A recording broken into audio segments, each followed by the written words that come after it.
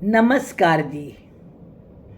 कहानियाँ यादों की में आपका स्वागत है। प्रस्तुत है मेरी आज की कहानी रिश्तेदार।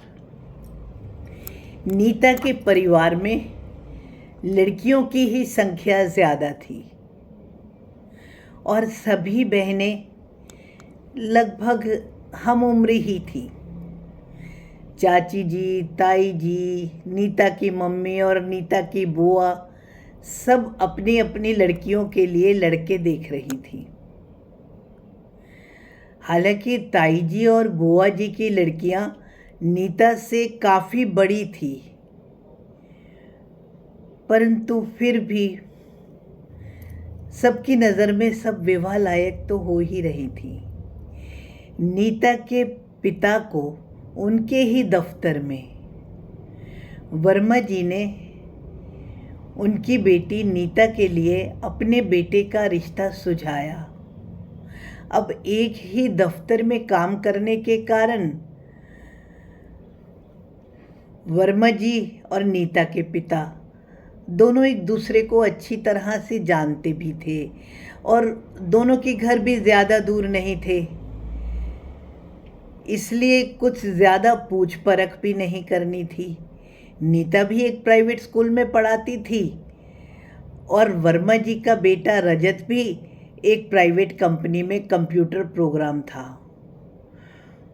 अब परिवार दोनों का ही जाना पहचाना था, इसीलिए बिना देर लगाए दोनों पिताओं ने जैसे ही बच्चों की स्वीकृति मिली तो उन दोनों की सगाई पक्की कर दी। अब घर में लड़कियां तो सभी की ही विवाह लायक थी। बहुत से रिश्तेदारों को यह सगाई कुछ रास नहीं आई, अतः किसी रिश्तेदार ने ही नीता के पिता को बताया कि आप नीता की सगाई जिस लड़के से कर रहे हैं ना, वो तो बेहद आशिक मिजाज और शराबी है और यह खबर एकदम पक्की है। और यह खबर लड़के के दफ्तर के ही किसी आदमी ने दी है। हालांकि वर्मा जी तो बेहद शरीफ आदमी हैं, लेकिन फिर भी आजकल के बच्चे माँ बाप पर कहाँ जाते हैं।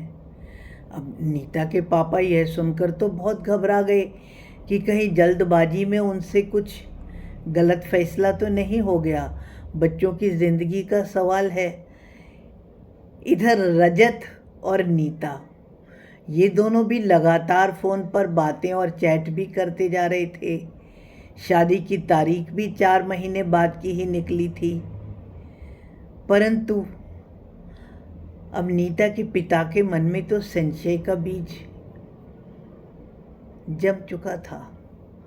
अब उनके मन में लगा कि इन लोगों ने वर्मा जी ने दहेज के लिए भी मना कर दिया, तो घर में नीता की मम्मी से बात करने के उपरांत उन्होंने ये फैसला किया कि भाई कहीं ये बात सच तो नहीं है, हम अपनी लड़की की ज़िंदगी नहीं ख़राब कर सकते।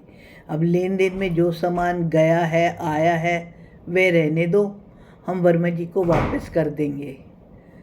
हालांकि वर्मा जी की शराफत के कारण उन्हें पूरा विश्वास था कि वर्मा जी भी उनका सामान वापस कर देंगे, लेकिन अगर वो ना भी करे ना तब भी कोई बात नहीं। ऐसा कुछ सोचते हुए वह वर्मा जी के घर पहुँचे।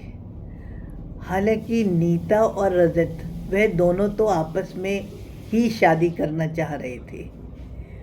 खैर, सूचना देकर अगले इतवार को जब वह दोनों उनके घर गए तो वर्मा जी, उनकी पत्नी और रजत तीनों ने नीता के पिता और माता का बहुत स्वागत किया, लेकिन बिना लाग लपेट के नीता के पिता ने उन्हें सारी बात बताते हुए कहा, देखो, मुझे बिल्कुल उम्मीद नहीं थी कि आप हमारे इतने करीब होकर के भी हमारे साथ धोखा करेंगे। आपको तो पता है मेरी लड़की के बारे में कि वह कितनी अच्छी, कितनी कैसी है। फिर आपने उसकी शादी की बात करते हुए ये क्यों नहीं सोचा कि मेरी लड़की बेहद सिगरेट और शराब पीने वाले लड़के के साथ कैसे रहेगी। ये सुनकर वर्मा जी और उनकी पत्नी तो एकदम सन्न रह गए। फिर उन्होंने बोला, वर्मा जी ने फिर नीता के पिता से बोला, देखो हम तो शर्म के कारण चुप रहे थे, आप बिना वजह ही हमारे लड़के पर लांछन लगा रहे हैं। हम यह जानते हुए भी कि आपकी लड़की का एक बॉयफ्रेंड भी था और उसकी दोस्ती उस लड़के से स्कूल से ही थी, और उससे ब्रेकअप होने के बाद आपकी बेटी बहुत डिप्रेशन में भी आ गई थी।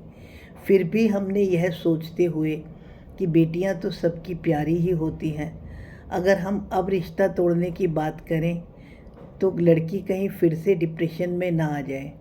हमने आपसे कुछ भी नहीं कहा, लेकिन उल्टा चोर कोतवाल को डांटे। हम आपका लिहाज कर रहे थे और आप हमारे लड़के पर ही इल्ज़ाम लगाने आ गए। क्या? नीता के पापा ने पूछा। आपको ऐसा किसने कहा है? आपके ही किसी नज़दीकी रिश्तेदार ने।